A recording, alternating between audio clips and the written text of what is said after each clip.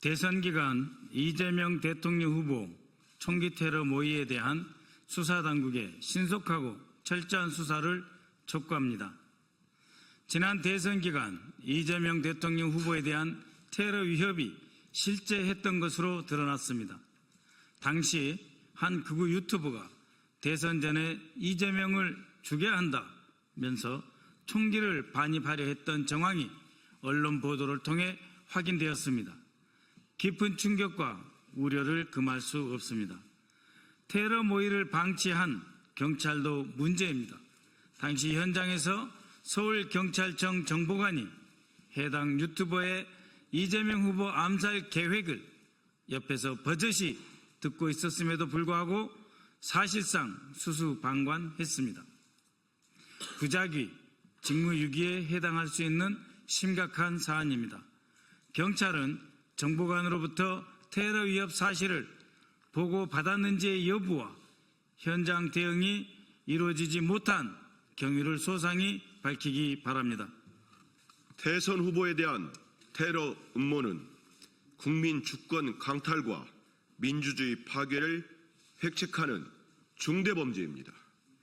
실제로 어느 단계까지 테러를 모의했는지, 범행 동기는 무엇인지, 총기를 실제 구매했는지, 배후는 없는지 명명백백하게 밝혀져야 합니다.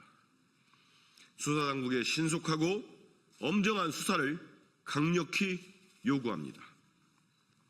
대테러 주무기관인 국정원은 이 밖에 다른 테러 예비 음모는 없는지 추가 조사하여 대통령에 대한 테러 위협을 원천 봉쇄해야 할 것입니다.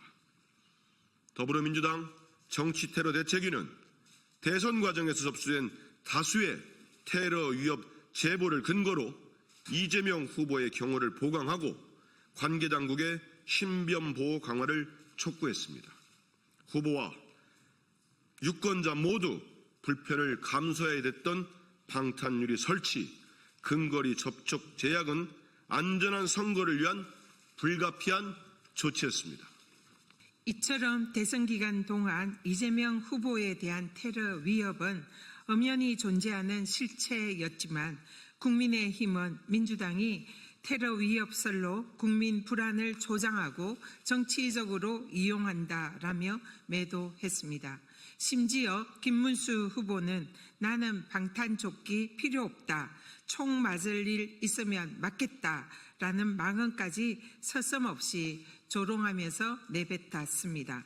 그러나 이번에 밝혀진 테러 모의 정황으로 이재명 후보에 대한 안전 조치가 필요했음이 다시 한번 확인되었습니다. 실존하는 테러 위협마저 정쟁의 도구로 삼고 민주당과 이재명 후보를 조롱한 국민의힘은 공개적으로 사과하기 바랍니다.